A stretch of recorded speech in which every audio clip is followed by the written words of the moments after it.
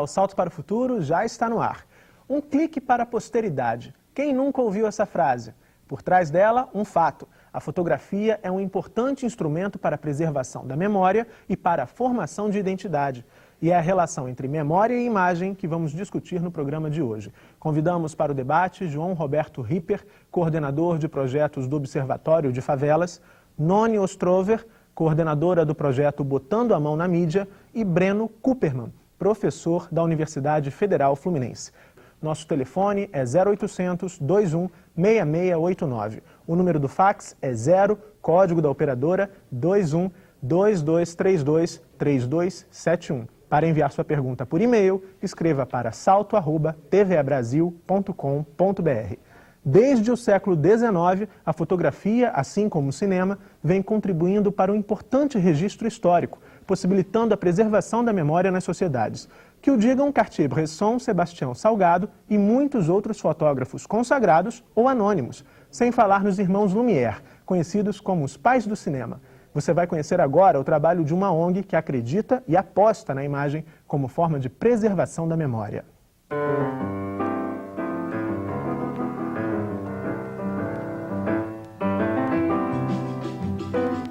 Nosso objetivo não é uma busca do passado, nem uma busca do que já aconteceu. Mas eu acho que a partir do que acontece hoje, através do nosso registro, a gente pode deixar uma contribuição para a memória daqui a algum tempo. Lembrar não é somente reviver, é também refazer, reconstruir e repensar as experiências vividas no passado por meio de uma determinada linguagem. A ONG Observatório de Favelas escolheu a fotografia como instrumento de inclusão e preservação de memória. A oficina é uma atividade que a gente oferece a jovens que estão em situação de risco social, todos eles moradores aqui da Maré. Hoje eu queria que vocês fotografassem dois conceitos opostos, um que é vazio e outro cheio. Pode ser qualquer coisa que vocês considerem vazio, qualquer coisa que vocês considerem cheio.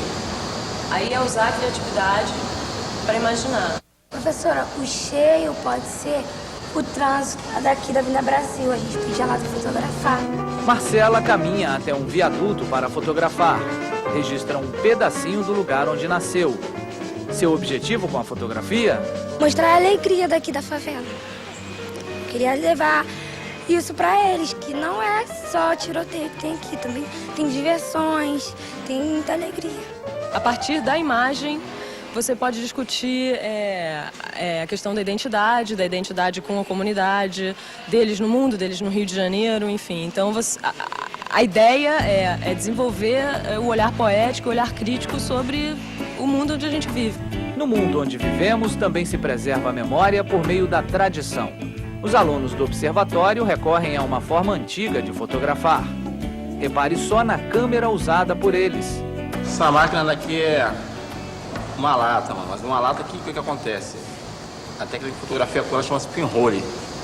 Pinhole nada mais é do que que pode ser uma lata ou qualquer objeto com furo de uma agulha. E é uma fotografia mais artesanal, foge aqueles parâmetros de máquina analógica e digital, porque ela pode ser feita com qualquer objeto. O curso permite que um horizonte enorme se abra diante dos alunos, que acabam fazendo grandes descobertas. Eu vi a fotografia como uma simples imagem no papel.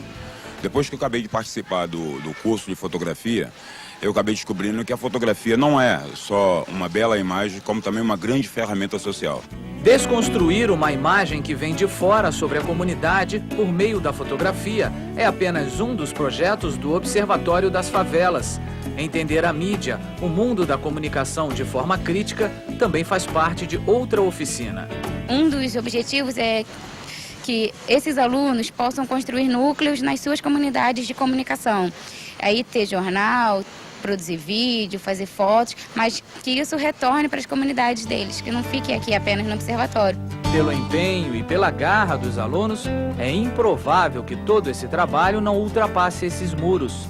Com este aprendizado, alunos e ex-alunos, como o hoje fotógrafo Ubirajara de Carvalho, esperam preservar a memória e elevar a autoestima da comunidade.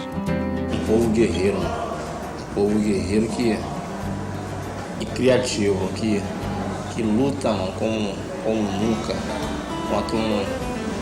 contra todo um estereótipo, toda uma situação social e política, mas com dignidade.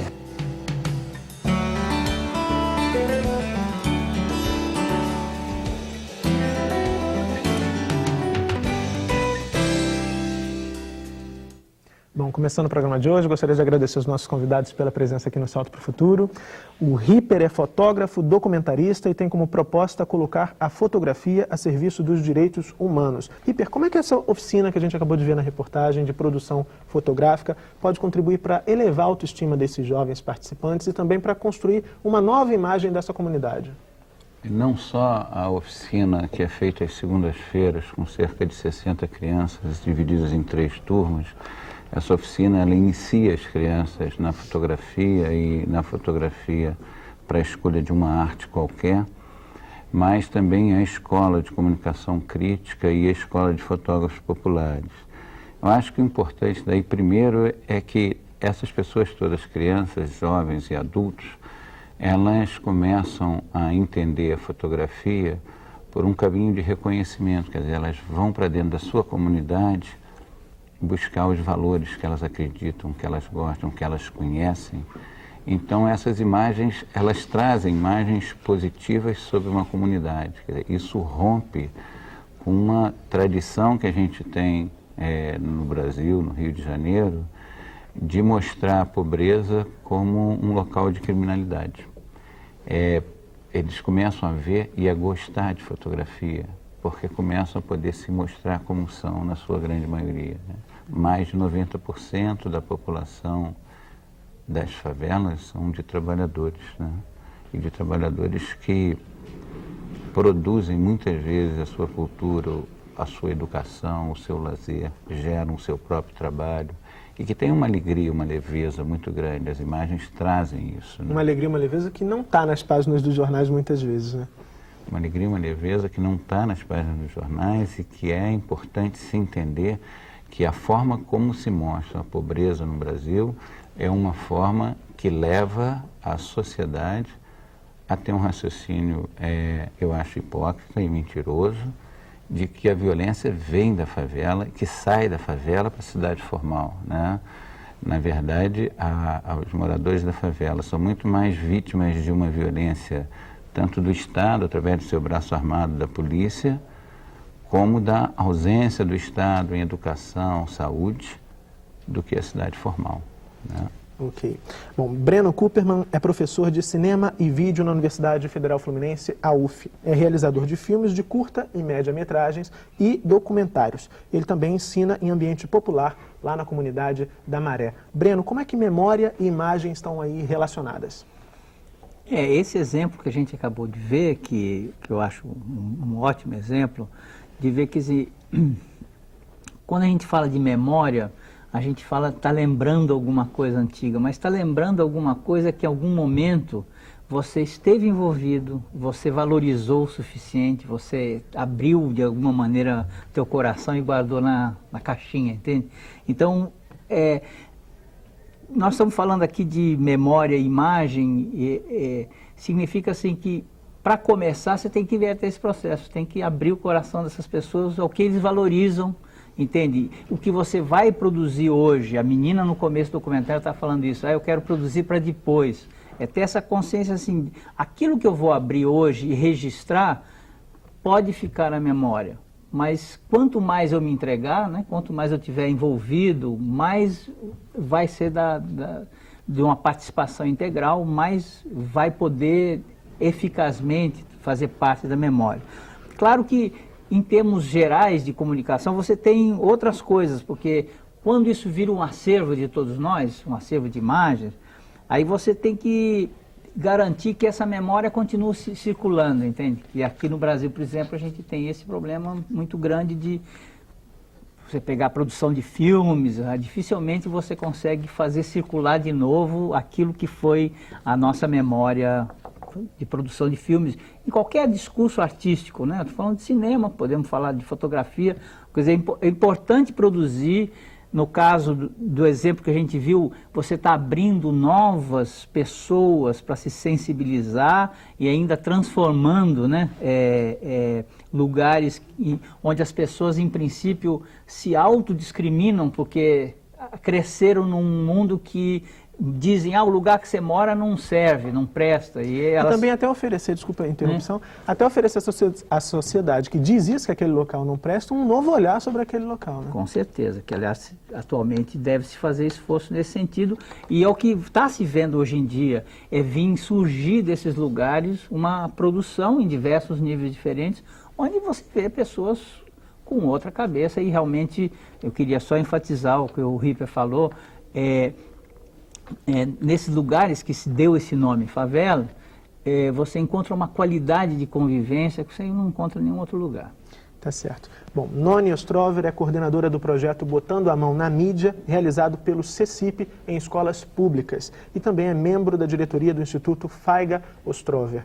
Noni, eu queria que você falasse para a gente um pouco dentro dessa mesma linha aí, que o Ripper e o Breno já falaram, como é que a imagem contribui para a construção da identidade. Nesse caso, a gente conversou aqui um pouquinho sobre como é que esse novo olhar sobre aquelas comunidades ali, que muitas vezes são vítimas de preconceito, por parte até da grande mídia também, como é que isso valoriza a imagem dessas comunidades, surge aí uma nova imagem. E como é que isso vira também construção de identidade? Bom, eu acho que a gente podia começar assim pelo indivíduo, né? Quando alguém... a gente se conhece muito pelo que os outros falam da gente, né? Se a gente vivesse totalmente isolado no mundo, se eu fosse sozinha, não existe mais ninguém na Terra, como é que eu ia me conhecer? Né? Então, o conhecimento vem muito pelo que os outros refletem de volta para nós. Se alguém falar, você está gorda, você está isso, você está aquilo, você vai parar para pensar, será que eu estou gorda mesmo, não estou e tal? E aí você vai se repensar. Eu acho que um pouco desse processo, ele acontece também quando a gente está trabalhando com um grupo, né, assim, nos bairros, nesses lugares, né, favela, periferia, ou enfim, em qualquer lugar. Quando alguma pessoa que mora naquele bairro, ela escolhe um pedaço do bairro para mostrar, né? Aquelas outras pessoas que moravam no mesmo bairro, que passavam todo dia e que não enxergavam aquele pedaço, elas passam a ver, puxa, nunca tinha reparado nessa árvore, né? Ou nessa rua, ou, enfim. Porque há uma diferença muito grande entre você enxergar e você ver, né? A gente olha milhões de coisas o tempo todo, mas o nosso olhar mais consciente, ele é atraído sempre por alguma coisa que tem a ver com o que o Breno falou, que é o coração, né? Não são as coisas que despertam o nosso olhar, é o nosso olhar que vai buscar também determinadas coisas. E esse processo de buscar, né, de perceber com mais consciência, eu acho que quando um grupo do próprio bairro começa a buscar suas imagens e contar as suas histórias, isso eu acho que começa, em primeiro lugar, a mudar a percepção que o próprio morador do bairro tem sobre o seu local. Quando a gente trabalha com oficinas de vídeo e que a gente começa a dizer, bom, o que vocês queriam mostrar aqui do bairro? Nesse bairro não tem nada. A primeira reação é um pouco assim, rejeitar. Né? Mas à medida que você vai aprofundando esse olhar e trabalhando esse olhar, ele vai ficando mais aguçado e ele vai se abrindo para essa possibilidade de enxergar as coisas que existem no bairro, as pessoas, né? Essa coisa boa, positiva. Eu queria até aproveitar. Você me lembrou uma coisa. Eu acho muito interessante no trabalho de documentação que eles fazem, porque dentro da pauta que é documentar as favelas, eles dividem em vários temas e eles vão ao encontro da história dos personagens da comunidade e aprendem tanto sobre as próprias pessoas que eles conhecem na sua comunidade, e aquilo enriquece tanto que alguns personagens que sabem tanto, por exemplo, o curso é no Complexo da Maré, esses personagens são convidados para dar uma aula da Maré, contando a história da Maré e, às vezes, juntando o seu período de vida de história da Maré com o período político que acontecia em cada parte do Brasil. E hoje eu sinto que eu vejo, por exemplo, não só lá, mas em outros belos projetos que existem com imagem, que se antes a gente tinha dois grandes segmentos, um do jornalismo, né, que de alguma maneira você misturava a sua personalidade de autor enquanto repórter, enquanto fotógrafo, com a personalidade do jornal, e tinha um resultado que era muito mais a linha do jornal do que um benefício à comunidade documentada. Você tinha uma segunda linha que era do documentarista, que ele tentava misturar a sua personalidade, aí sim, com a comunidade que ele foi buscar. E hoje você vê a necessidade e o grito de uma terceira linha, que é a própria comunidade aprendendo muito profissionalmente, se tornando um profissional que reflete e documenta a sua comunidade. E que antes de documentar, ele aprende muito a fotografia, ele aprendeu tudo de fora. Ele aprende, treina a descolonização desse olhar e começa a iniciar a busca de uma nova imagem. E que eu acho que o grande barato é que são imagens alegres, leves, sensuais, bonitas, dentro das favelas. Né? Tá certo. Temos a primeira participação no programa de hoje por telefone. Quem fala com a gente agora é a Maria José do Maranhão. Tudo bom, Maria José? Olá, tudo bom? Visto que o ser humano tem uma grande capacidade de construir referências através de imagens, como fazer para que as mesmas nos ajudem na formação de ideias concretas? Maria José Barreto, do Teleposto de Bacabal, Maranhão. Boa noite, muito obrigada. Obrigado, Maria José, pela sua participação mais uma vez aqui no Salto para o Futuro. Então, Breno, como é que você pode ajudar? Essas imagens podem ajudar também nessa situação que a Maria José levanta? Talvez, para falar sobre isso, é o seguinte: como é que as imagens podem ajudar para se montar ideias concretas? É um percurso. O que ela está falando é assim, como é que eu vou criar? Quem é o criador? O criador não precisa ser o artista, vamos deixar claro que não é o artista necessariamente. Pode ser um roteirista, ou um caminho que as pessoas aprendem a fazer de como é que você vai formar ideias através de imagens. Ideias para num determinado sentido ou num outro determinado sentido. Então, o que você está levantando, eu respondo assim, está chamando, é sempre possível de imagens para as ideias, mas o caminho não é linear. O caminho exige uma mediação. Por quê? Porque o mundo das imagens, o mundo de discurso pelas imagens, ele é diferente do discurso escrito, ele tem outra lógica. O que você quer como ideias, eu quero desenvolver tal e tal coisa, então significa que você tem que associar tais e tais imagens. Então é um processo de construção, e que eu imagino que esse processo aqui no Brasil, se desse mais importância às imagens, isso aí já estaria mais disseminado através de cursos, através do desenvolvimento e da preparação de mais pessoas para fazer essa tarefa. Áudio, vídeo e cinema voltados para a promoção do debate sobre os direitos e deveres dos cidadãos. Essa é a missão do CECIP, o Centro de Criação de Imagem Popular, que você vai conhecer depois do intervalo. Até já!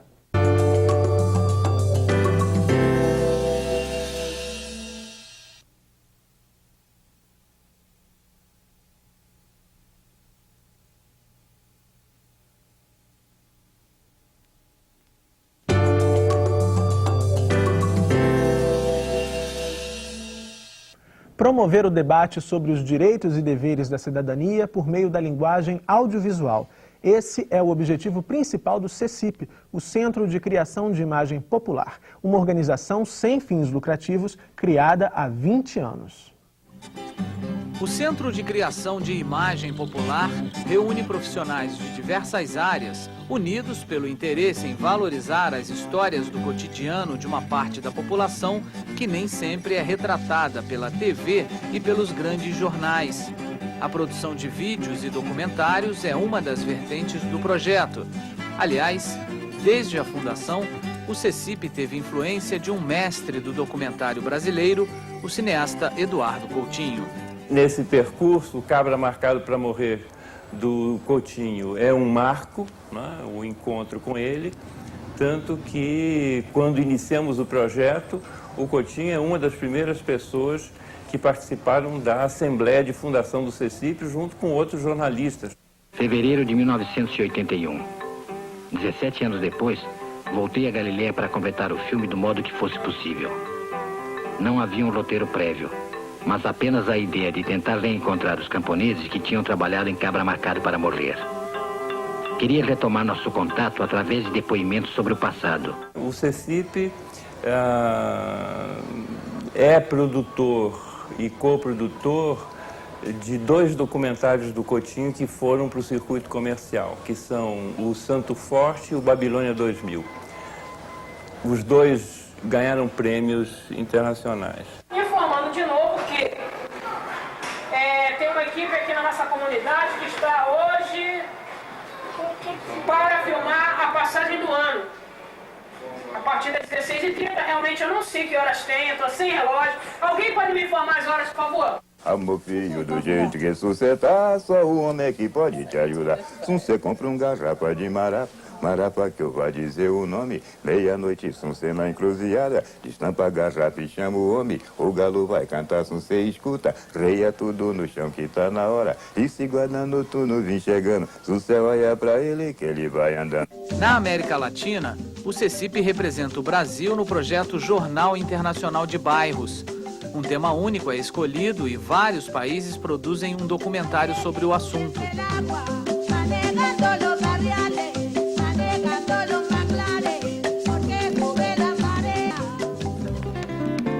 Outra atividade desenvolvida pelo Centro de Criação de Imagem Popular é o projeto Botando a Mão na Mídia, um projeto de formação de professores para o uso criativo da mídia em sala de aula. Oficinas de criação com jovens e professores também fazem parte das atividades do CECIP. Não só gravando com as pessoas, mas ensinando as pessoas a fazerem o vídeo, ensinando os jovens a serem repórteres de bairro, a contarem suas próprias histórias. Eu vim de um projeto do CECIP. Eu comecei participando de um projeto chamado Repórter de Bairro, e eu tinha lá uns 11 anos de idade. Então, esse projeto ele tinha como objetivo produzir programas na comunidade em que eu morava, e a gente falava sobre várias questões, fazíamos vídeo, foi assim que eu aprendi a fazer vídeo, entrevistar, fazer roteiro, etc. Nas experiências que nós temos feito nas escolas, as pessoas ficam espantadas porque os jovens, que antes não se interessavam por nada, passam a frequentar a biblioteca. Isso é o máximo, né? Toda semana a gente se reúne para nosso norte reviver. Lá tem de tudo, batata e macaxeira, farinha de mandioca, tapioca e beiju. Lá tem de tudo, batata e macaxeira, farinha de mandioca. Bom, Noni, nós vimos aí a experiência do CECIP. Eu gostaria que você falasse mais um pouquinho desse trabalho, especificamente da questão do Botando a Mão na Mídia, que trabalha com a formação de professores para o uso crítico desses recursos audiovisuais na escola. Bom, a gente tem uma experiência agora que já tem uns 6 ou 7 anos nesse sentido, né? E no início a gente percebeu que o professor, ele tinha o mesmo olhar, assim, muito desarmado frente à mídia, igual ao seu aluno. Então, o que passa na televisão é verdade? Mostrou lá, é verdade e tal. A partir desse momento, a gente começou, então, a trabalhar com os professores, mostrando para eles que um vídeo, uma reportagem, um jornal, qualquer mídia, é uma coisa construída pelo olhar de alguém. Né? Alguém olhou para aquela notícia e falou, temos que falar sobre o cara que foi atropelado. Se fosse um outro jornal, de repente poderia pegar a notícia por outro lado. Temos que pegar pelo lado de quem atropelou, enfim. Né? Isso é muito comum a gente falar que a história do Chapeuzinho Vermelho seria muito diferente se fosse contada pelo Lobo. Né? Ainda mais agora em termos de em épocas de meio ambiente, né? De ambientalistas. Né? Enfim, então a gente trabalha com o educador nesse sentido dele entender que a televisão, principalmente a televisão, porque todo mundo tem televisão em casa, todo mundo assiste os programas. E a grande queixa dos professores é, os alunos preferem ver televisão do que estudar. A televisão é inimiga do professor. Mas a televisão não precisa ser inimiga do professor, ela pode ser uma ajuda no sentido de trazer assuntos que estão aí candentes na sociedade, que são atuais. Só que não adianta só trazer, o professor tem que ser um mediador nesse debate, em que o aluno vai pensar sobre aquelas notícias, aquela novela, enfim. O ideal é que a televisão ela seja repensada pelas pessoas, não simplesmente assistir e pronto, mas realmente repensar que valores, será que os valores que a televisão nos traz são esses mesmos que a gente quer? Consumo desenfreado, a pessoa só vale pelo que ela veste, pelo carro que ela tem. Isso não é o que a maioria das pessoas quer. Elas querem ser reconhecidas pelo que ela tem dentro, né? Então isso é uma coisa importante para discutir primeiro com o professor, para que ele possa levar essa discussão para os alunos depois. Tá certo. 0800 216689, esse é o telefone do Salto para o Futuro. Você liga e diz a sua pergunta, como vai fazer agora. Maria do Socorro, de Goiás. Tudo bom, Maria do Socorro? Boa noite. Sou a professora Maria do Socorro, teleposto NTE de Goiás, do estado de Goiás.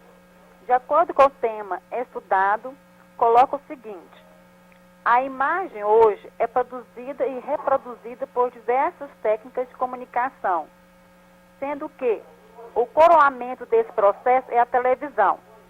Mediante isso, como o professor poderá integrar a televisão como meio de comunicação na área pedagógica na escola? Boa noite, muito obrigada. Obrigado, Maria do Socorro, pela sua participação. Parece até que você combinou sua pergunta com a Noni, que vinha dizendo exatamente isso.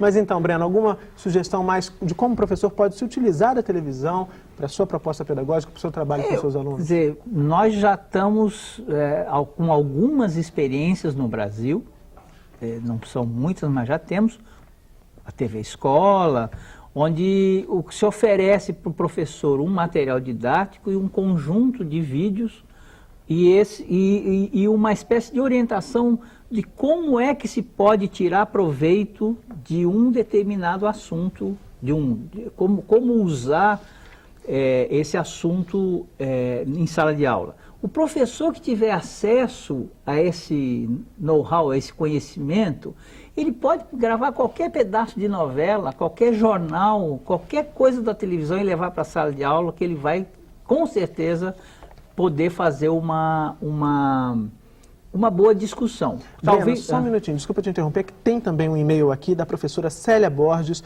do teleposto Lucimar Amoras Del Castilho, de Macapá, no Amapá. Obrigado, Célia, pela participação. Ela diz que a televisão é um meio de comunicação bastante positivo no processo de ensino-aprendizagem, mas também tem fatores negativos que influenciam no modo de agir e de pensar da criança, repassando imagens muitas vezes divergentes da realidade da grande maioria do povo brasileiro em novelas, filmes e propagandas. E aí a Célia pergunta como os professores podem trabalhar essa questão na sala de aula. Você dizia que qualquer cena de novela pode ser explorada na sala de aula. Agora, na verdade, ela ampliou a questão do jeito que ela colocou aí.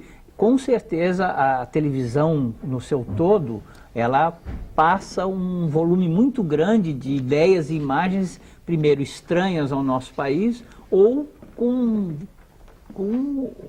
tendências dentro da história que ela está narrando, que foge ao controle da gente. O que eu ia dizer é que o difícil é como você pode, para a finalidade didática que você está querendo, usar esse material. Isso é a parte mais difícil.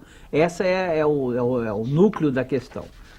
Certo. Agora você quer complementar? Eu só queria complementar, assim, eu acho que a primeira, trabalhando com uma televisão que não fala nada sobre a realidade local, que é o que todo mundo sente, a primeira coisa a discutir com os alunos vamos comparar o que é a realidade que aparece na televisão com a nossa realidade. Quais são as semelhanças e quais são as diferenças? Aí já tem um ponto primeiro para começar a refletir, primeiro sobre a nossa própria realidade, né?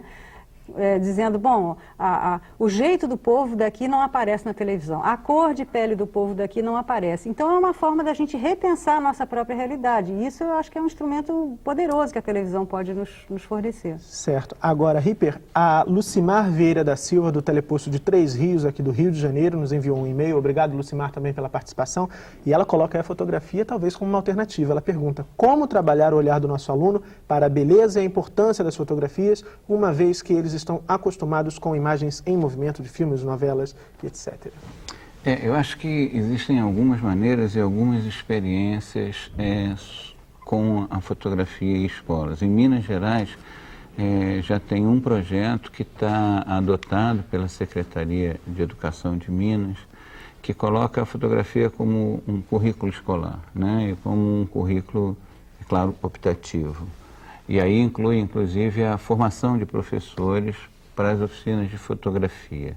Isso eu acho uma coisa importante, não só a fotografia, mas a imagem como cadeira, como disciplina escolar, para que você aprenda a olhar a fotografia e, primeiro, aprenda a ler o que você vê fotograficamente. Por exemplo, reportagens que pedem ou que defendem a remoção de uma favela, muitas vezes usam o recurso de telas objetivas imensas que colocam como juntas, né, cidades ou naturezas de favelas que estão, às vezes, a quilômetros de distância.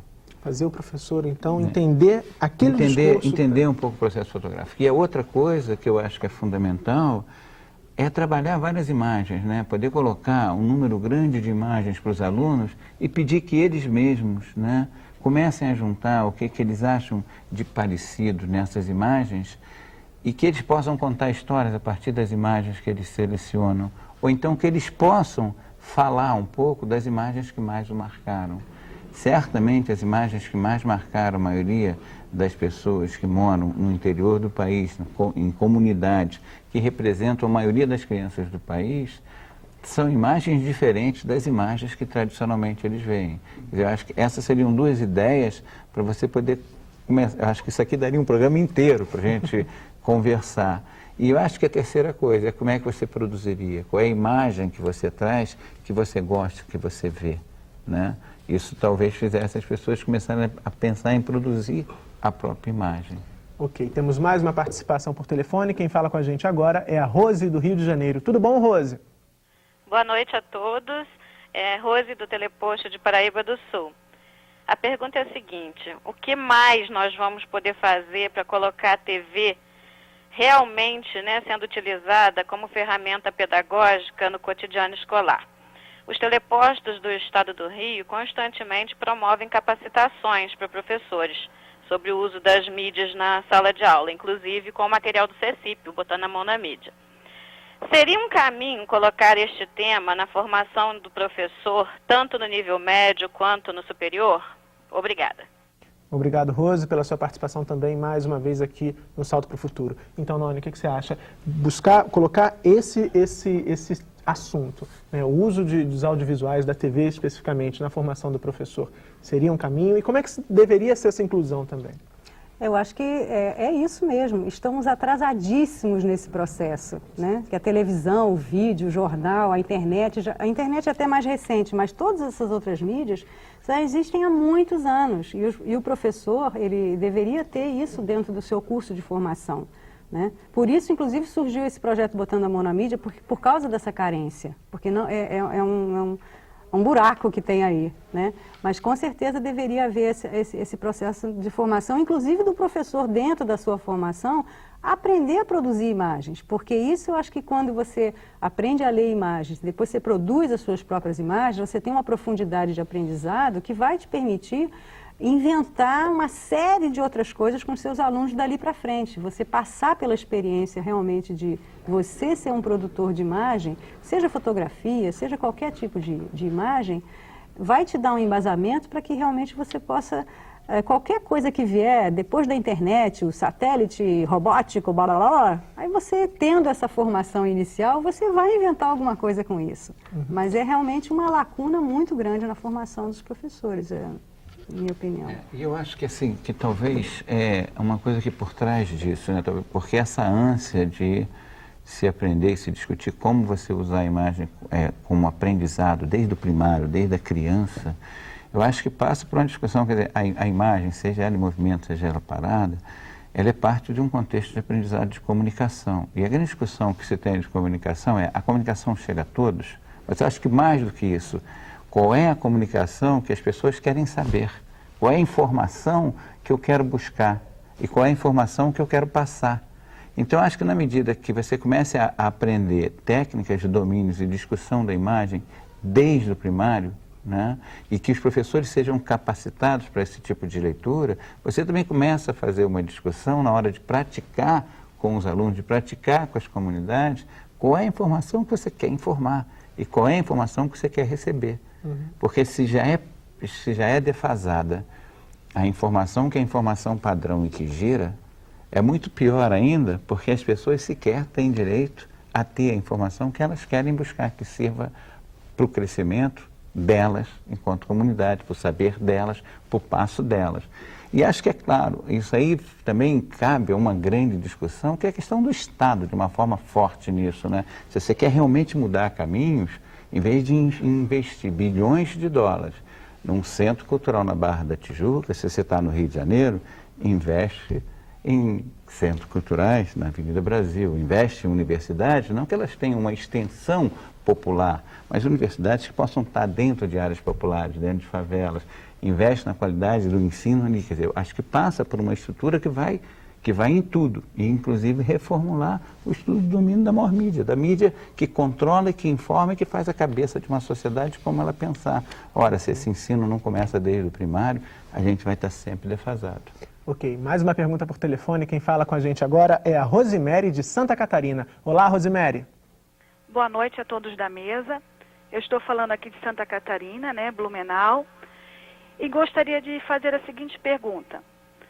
Nós já sabemos que pessoas de todas as idades, de diferentes condições econômicas e intelectuais, acabam se rendendo aos encantos da televisão e da mídia em geral. A pergunta é a seguinte: de que forma a escola pode interferir educando esse sujeito para que hajam com criticidade ao receberem todas essas informações e com consciência aprendam a filtrá-las e aplicá-las em seu próprio benefício, evitando que percam suas identidades e seus estilos. Obrigada, boa noite. Obrigado, Rosemary. Muito bom ouvir vocês aí de Santa Catarina participando aqui do Salto para o Futuro. Voltem sempre, viu? Breno, então, como é que a escola pode agir na formação desse receptor crítico? A pergunta dela está sendo falada aqui, porque exatamente a Noni trouxe esse exemplo de que se um professor conseguir, com qualquer filme, com qualquer coisa, mostrar as diferenças que existem entre a realidade local e aquilo, você já vai estar fazendo e o filme, por exemplo, você já vai estar fazendo um trabalho de uma análise crítica. De uma análise crítica.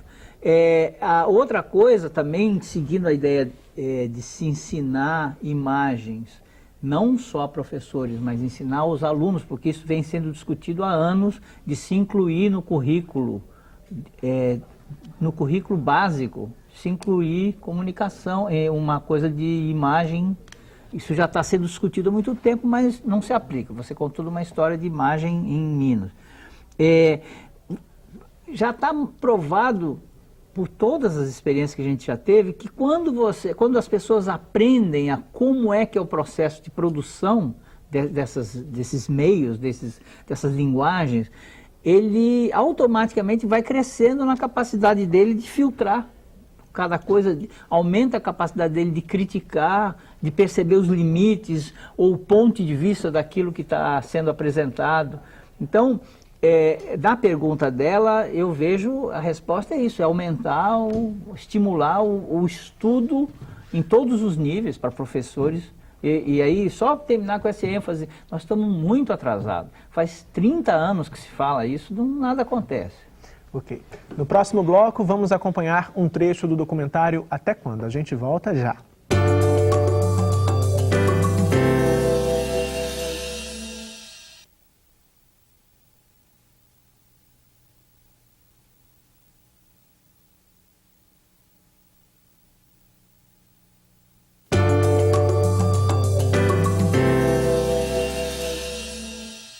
Agora que você conheceu parte do trabalho do Observatório de Favelas, a gente exibe um trecho do documentário Até Quando? Uma parceria entre o Observatório, o Unicef e emissoras de televisão.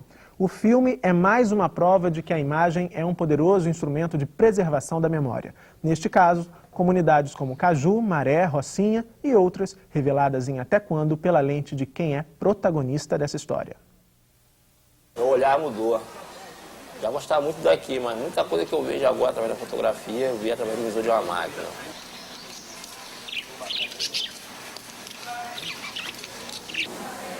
Eu comecei a ver algumas coisas que eu até via, mas não enxergava.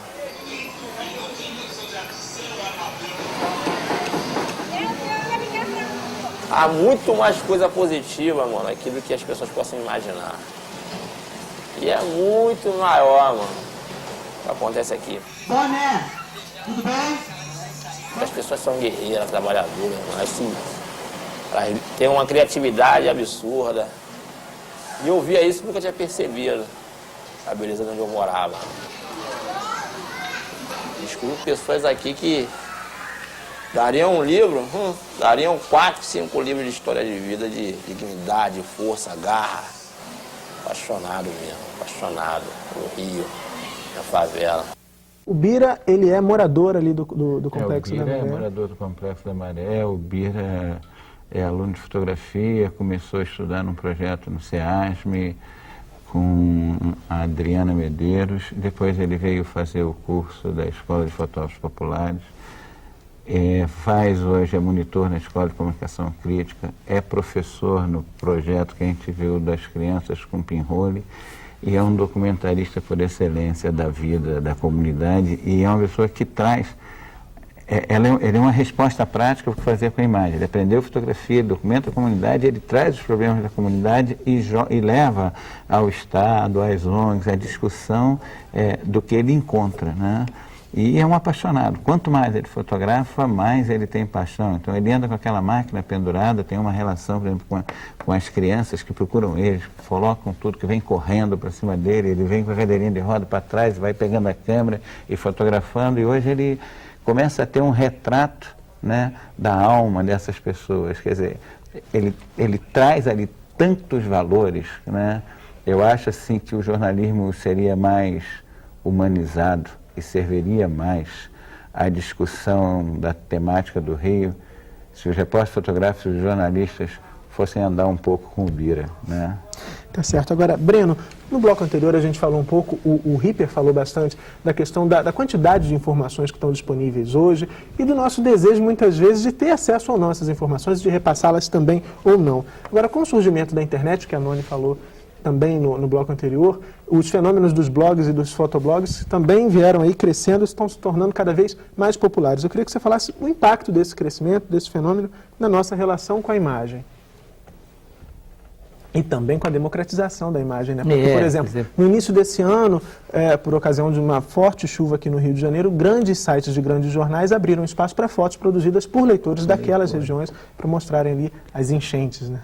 Quer dizer, o que a gente está vendo é isso, é que existem caminhos novos que estão se abrindo com muita força, onde a participação individual e da criatividade individual é muito grande, e que, a princípio, essas coisas funcionam estanques uma da outra, né?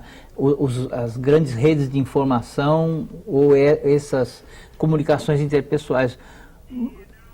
Mas, quer dizer, por exemplo, a internet está se apresentando como um campo que tem um potencial de mudança na forma de comunicação muito grande. Ao mesmo tempo, a gente não pode esquecer que a internet, ela supõe uma postura física. Você tem que ficar quietinho ali diante do computador, e isso já é uma domesticação. As pessoas não falam disso, mas é igual estar parado no telefone. Agora não se fica mais parado no telefone. Então, cada coisa dessa abre novos caminhos e fecham muitos caminhos. A gente tem que estar de olho nas duas coisas. Agora, no momento atual, é um momento de expansão das comunicações. O que eu quero só te responder é o seguinte: a gente terminou outro bloco falando exatamente o seguinte: parece que os poderes constituídos, as autoridades responsáveis pela educação, pelo Estado, não compreendem perfeitamente de que é preciso, quer dizer, que esses novos meios exigem mudanças drásticas na educação. Então, você não vê respostas de educação, investimentos na área exatamente de ensinar a fazer, preparar os professores, reciclar os professores. Então, essa é para mim, uma crítica muito forte que eu queria não deixar. Então, a própria internet, todos esses novos meios, isso as pessoas estão praticando, ninguém fala em sala de aula. Porque eu só queria dar um recado aí, porque o professor que está ligado no Salto para o Futuro pode não conhecer talvez a grade toda da TV Escola, mas aqui você tem um espaço para estimular a produção de audiovisual pelos professores nas escolas de todo o Brasil. Preste atenção na grade, acompanhe e bom trabalho aí para vocês. Agora nós temos mais uma ligação, quem fala com a gente é a Dalva do Tocantins. Olá, Dalva. Olá, boa noite, como vai? Boa noite aos senhores convidados. Aqui é do Teleposto, do Centro de Ensino Médio José Alves de Assis, de Paraíso, Tocantins. A pergunta das cursistas é a seguinte: veja bem, através da fotografia, nós somos capazes de avaliar um local, uma favela, com vários olhares. Porém, percebemos que muitas imagens da favela não agrada a sociedade e, ao mesmo tempo, agride o cidadão nas condições em que ele vive lá dentro da favela. Como trabalhar com as crianças, tentando mostrar um lado positivo da favela, pois onde quer que seu olhar direcione, só vê abandono e desrespeito. Boa noite, muito obrigada. Obrigado, Dalva, pela sua participação aqui no Salto para o Futuro. Então, Nônia, de novo a questão da autoestima, da valorização daquela realidade que a criança, que o aluno está inserido, né? Como é que você pode aí responder a Dalva? Eu li uma coisa outro dia que eu achei muito interessante, dizendo o seguinte, que nesse mundo da comunicação, na verdade, a gente tem muito ruído e muito silêncio, né? A gente aparentemente está se comunicando muito, mas há um silêncio sobre isso que a Dalva falou, sobre o abandono, sobre o desrespeito. Então os meios de comunicação trazem notícias e notícias e notícias, mas ninguém fala de verdade. Quer dizer, essa imagem que ela falou da favela, que não agrada a sociedade, ninguém fala de verdade o que é aquela imagem, o que está por trás daquela imagem e principalmente daquelas pessoas que estão morando naquela imagem, né? Então, eu acho que quando o Bira ele diz que está apaixonado, né, pela fotografia e pelas pessoas e pela favela, é porque ele está usando um meio de comunicação, que é a fotografia, para chegar perto de outras pessoas, mas de verdade e falar dos problemas que são importantes, né? Esse aqui eu acho que, na verdade, a grande comunicação, a televisão e tal, quando você pensa assim, o que isso me ajuda na minha vida? A resolver os meus problemas, de criar os filhos, de passar para eles valores morais, éticos, né? De ensinar para ele, meu filho, dizem que os políticos roubam, mas não está certo, nem todos roubam, mas também se rouba, o político não devia roubar, porque se esse lápis é seu, é seu. Se o lápis é do seu coleguinha, não pegue o lápis do seu coleguinha. Então, não pegue o dinheiro público para você. Então, essas coisas, elas estão na televisão e tal, mas quando você espreme, parece que há um silêncio sobre as coisas importantes que a gente precisa conversar sobre a nossa vida, né? Então, eu acho que a Dalva, ela traz uma pergunta super importante, né? Certo, nós já estamos na reta final do Salto Futuro de hoje. Eu sei que o Ripper queria aqui contribuir mais um pouquinho. Você pode fazer isso, mas já também colocando aí junto as suas considerações finais sobre o tema do programa de hoje. Eu acho que essa pergunta ela foi ótima, porque na verdade o objetivo principal, né, do nosso projeto no Observatório de Favelas é mostrar a favela porque ela tem demais, né? É mostrar as pessoas que estão lá, é mostrar essa alegria, essa cidadania, essa solidariedade enorme que tem entre as pessoas. Isso você já encontra no site, né, Observatório de Favelas. Encontra dentro do banco de imagens feitos por eles, que chama-se imagensdopovo.org.br. E é esse reconhecimento de valores, né? Eu acho que isso se contrapõe com a imagem que se tem das favelas, que na verdade é uma imagem que é maldosa, porque é uma imagem que criminaliza quem é pobre, né? Eu acho que a gente tem que mostrar a vida, a luta, a grandeza desse ser humano e as belezas que tem lá. Isso não impede a luta por melhorias, né? Mas isso impede uma dicotomia entre quem é pobre é ruim, né? E uma coisa hipócrita, se eu estou na classe média ou se eu estou mais abastado, sou rico, eu sou do bem, né? Esse eu acho que é o grande crime que a nossa sociedade está fazendo e que, infelizmente, a comunicação está contribuindo para isso. Agora, só uma coisa, você ainda tem um tempinho? Quando você dá a câmera ou a latinha, a furadinha ali na mão desses jovens moradores dessas comunidades, para eles fotografarem, eles tendem no primeiro momento a repetir essa linguagem, esse olhar de fora para a comunidade ou não? Eles já têm essa sede de mostrar o que tem de positivo lá dentro? Eles têm uma vontade de se mostrar bonitos. Isso as crianças, né? E os adultos que fizeram os cursos saem buscando o que a comunidade tem de belo, até porque é lá que eles vivem. E a interação entre eles e as pessoas documentadas é muito grande.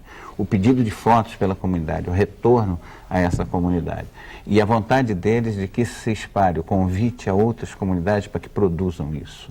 É por isso que eu acho que está nascendo um caminho novo do documentarista que quer mostrar o bem, a sua luta, né? E eu acho que a história no passado já disse isso, né? Na grande época da depressão dos Estados Unidos, quando de repente disseram, olha, vamos documentar, mostrar para que a sociedade conheça, reconheça e a partir daí queira mudar para o bem. Né? Ok, eu acho Ripper. que está faltando isso. Ok, obrigado, parabéns pelo trabalho. Breno, por favor, suas considerações finais sobre o programa de hoje. Eu gostei muito de estar presente nessa mesa, que eu acho que temas como esses, abordado assim, que a vontade é de ficar mais um dia inteiro falando, né? São muito interessantes a gente poder chamar atenção e poder trabalhar para justamente desmistificar as coisas básicas, primárias, para que pelo menos certas divisões fundamentais que a gente vive na nossa sociedade possam desaparecer. Certo. Agora você também ainda tem um tempinho, queria que você falasse bem rápido. A gente vive, aí os especialistas dizem que a gente vive a era da comunicação visual, né? A escola está nesse caminho? Você acha que a gente, embora tenha discutido tanto hoje, você acha que a escola já está no caminho de entender melhor essa era da comunicação visual, de explorar isso junto aos seus alunos? Olha, assim, eu acho que a escola está literalmente bombardeada por todos os lados, a escola tradicional bombardeada por todos os lados. É assim, como se fosse uma ilha. Então, assim, em algumas escolas que têm mais recursos, elas já usam todos esses recursos, todos. Inclusive, eu conheço algumas escolas que os alunos aprendem a fazer filme, aprendem a fotografar, aprendem a fazer rádio. Eles incorporam esses meios e eles, evidentemente, transformam. Mas são escolas mais de elite. E eu acho que isso tem que se tornar meio genérico. Ok, Noni, por favor, suas considerações finais sobre o que nós discutimos no programa de hoje. Eu acho que as escolas já estão começando a utilizar televisão, as imagens e tudo, mas tem que utilizar com muito mais vigor, porque a gente imagina assim, qual é a função da escola? Teoricamente é preparar a gente para o mundo quando a gente for adulto, né? Ou quando a gente é jovem, enfim, para a gente interagir com o mundo. E esse mundo é um mundo cheio de imagens, né? Então, é uma coisa que a gente... Hoje em dia, antigamente o índio tinha que aprender a pescar, então hoje a gente tem que aprender a trabalhar com as imagens, a entender essa confusão toda e a poder pensar sobre a nossa própria vida no meio desse contexto de comunicação que às vezes não comunica nada, né? Então, pensar realmente o que a gente quer para a nossa vida individualmente, enquanto professor, enquanto adulto, e pensar o que a gente gostaria de proporcionar para que os alunos começassem também a ter um olhar mais crítico. Ok, Noni, obrigado pela participação. O Salto para o Futuro de hoje fica por aqui. Eu agradeço as presenças do João Roberto Ripper, coordenador de projetos do Observatório de Favelas, da Noni Ostrover, coordenadora do projeto Botando a Mão na Mídia, e do Bruno Cooperman, professor da Universidade Federal Fluminense. Eu também agradeço a você que nos ajuda a fazer o Salto para o Futuro, enviando suas perguntas, críticas e sugestões. No próximo programa, o último desta série, vamos discutir arte, oralidade e memória. Você não pode perder. Salto para o Futuro, 15 anos parceiro do professor.